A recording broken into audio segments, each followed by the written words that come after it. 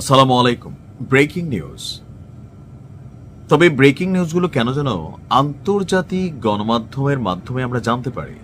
আমার কাছে আশ্চর্য লাগে যে আমাদের যারা রাজনৈতিক নেতারা আছেন, খোদ ডক্টর মোহাম্মদ ইউনূস থেকে অনেকেই দেশীয় গণমাধ্যমে তারা যে তথ্যগুলো দেয় না, আন্তর্জাতিক গণমাধ্যমে এই তথ্যগুলো তারা প্রকাশ করে। আর এই তথ্যগুলো প্রকাশ করার কারণে মাঝে মাঝে তাদেরকে বিতর্ক এবং সমালোচনার মধ্যে পড়তে হয়।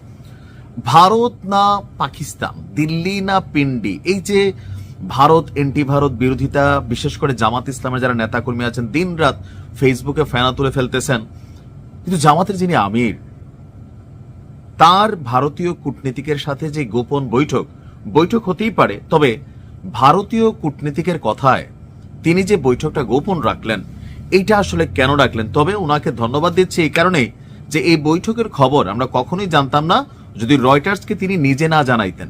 এখন রয়টার্সের কাছে যেটা তিনি প্রকাশ করলেন সেটা কেন গেল একটা বছর যাবত, কারণ এই মিটিংটা প্রায় এক বছর আগে হয়েছে, তো এটা সম্পর্কে আমরা জানতে পারলাম না। কারণ এটা নিয়ে ভেজাল হইতো, রাজনীতির মাঠে হয়তো অনেক তর্ক বিতর্ক হইতো। দেখেন, মুখে মুখে প্রত্যেকেই ভারত বিরোধিতা করলেও আমরা আমজনতা যারা খাইয়া না খাইয়া দেশে বিদেশে থাকি তাদের কথা আলাদা, কিন্তু পলিটিশিয়ানদের মধ্যে যারা ক্ষমতায় আসবেন অথবা ক্ষমতার কেন্দ্রে বসবেন, তারা কিন্তু ভারতের সাথে কূটনৈতিক সম্পর্ক ভালো রাখারই চেষ্টা করছে।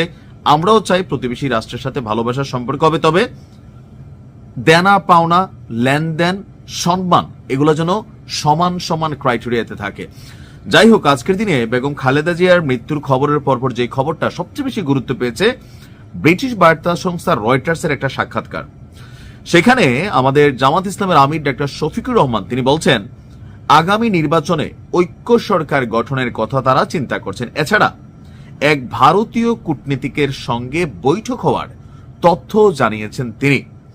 জামায়াত আমির দাবি করেছেন ভারতীয় ওই কূটনীতিক তাকে বৈঠক কি গোপন রাখতে বলেছেন, এজন্য এটি গোপন রাখা হয়েছে।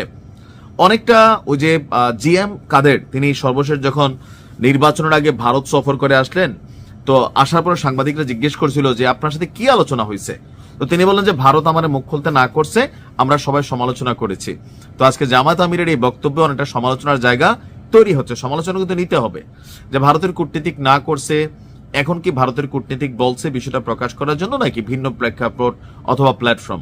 তবে আমার ধারণা রয়টার্স যখন সাক্ষাৎকার নেয়, তারা এই পাশ ও পাশ, এই প্রান্ত ওই প্রান্ত সবকিছু যাই না বুঝেই হয়তো তারা প্রশ্নগুলা করে, যেখানে আপনি উল্টাপাল্টা উত্তর দেওয়ার সুযোগ নেই বা লুকানোর সুযোগ নেই। আপনার রয়টার্সের প্রতিবেদনটি বলছে, বাংলাদেশে আগামী নির্বাচনের পর যেসব দল সরকার গঠন করতে পারে তাদের সঙ্গে ভারত যোগাযোগের পরিধি বাড়িয়েছে। এটা খুবই সিম্পল। ভারত তাদের রাষ্ট্র হিসেবে তারা কখনোই চাইবে না তাদের প্রতিবেশী রাষ্ট্রে এমন কোন শক্তি বা রাজনৈতিক দল ক্ষমতায় আসুক যে তাদের সার্বভৌমত্বের জন্য ডিস্টারবেন্স হতে পারে।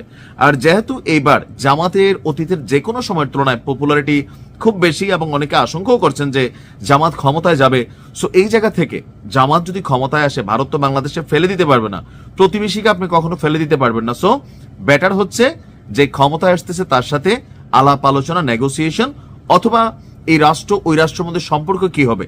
যেমন বিএনপির সাথে খুল্লাম খুল্লা আচরণ চলছে, তারেক রহমানের সাথেও চলছে যোগাযোগ, বা বিএনপির ঊর্ধ্বতন পর্যায়ের সাথে চলছে, সেক্ষেত্রে জামাতের সাথেও চলাটা খুবই স্বাভাবিকভাবেই আমি দেখছি। আর জামাত আমি নিশ্চিত করেছেন যে এই বছরের শুরুতেই এক ভারতীয় কূটনীতিকের সঙ্গে তার বৈঠকটি হয়েছে। যদিও অন্যান্য দেশের কূটনীতিকরা তার সঙ্গে প্রকাশ্যে দেখা করেছেন, কিন্তু ভারতীয় কর্মকর্তা জামাত আমিরের সঙ্গে হওয়া বৈঠকের বিষয়টি গোপন রাখতে বলেছিলেন। তো ভারতীয় কূটনীতিকের সঙ্গে বৈঠকের ব্যাপারে ডাক্তার শফিকুর রহমান যে তথ্য দিয়েছেন, এটা কিন্তু অন্য কোনো গণমাধ্যম দেয় নাই যে আজকে অন্য গণমাধ্যম থেকে প্রকাশ হয়েছে, তিনি নিজেই প্রকাশ করছেন, এই জন্য তাকে থ্যাংক ইউ। তিনি বলছেন, আমাদের সবাইকে অবশ্যই একে অপরের সঙ্গে খোলামেলা হতে হবে, আমাদের সম্পর্ক ভালো করা ছাড়া অন্য কোনো বিকল্প নেই। ভারতীয় পররাষ্ট্র মন্ত্রণালয়ের সাথে যোগাযোগ করেছিল রয়টার্স, তবে জামাত আমিরের সাথে তাদের কূটনৈতিক বৈঠকের ব্যাপারে সরাসরি কোনো মন্তব্য তারা করেনি, কারণ ভারতের কাজই হচ্ছে এরকম একটা ঘুগলাগিরি করা।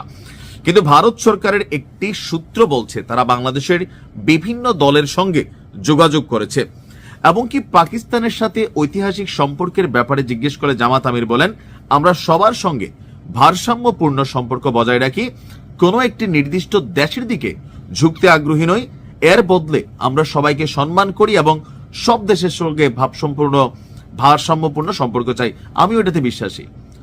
দিনরাত ভারত বিরোধিতা করলেই হবে না, ভারতের সাথে আমাদের সম্পর্ক রাখতেই হবে। আমাদের তিন দিকে ভারত। এখন ক্ষমতায় যারাই যায়, আমরা যেমন চাই না ভারতের জমিন ব্যবহার করে বাংলাদেশকে ডিস্টারবেন্স করা হোক, ভারতও কেন চাইবে যে আমাদের জমিন ব্যবহার করে অন্য কোনো রাষ্ট্র তাদের এজেন্ডা বাস্তবায়ন করুক। সো সরকারে যারাই থাকে তাদের সাথে সম্পর্ক ভালো থাকতে হবে। আর জামাত আমিরকে আমি বিশেষভাবে ধন্যবাদ দেই যে এই বিষয়টা তিনি নিজে আজকে রয়টার্সের মাধ্যমেই প্রকাশিত করে দিচ্ছেন, আর আমরা বিষয়টা জানতে পারছি। অন্যভাবে জানলে সমালোচনাটা আরো 10 গুণ হইতো। ভালো থাকুন, আসসালামু আলাইকুম।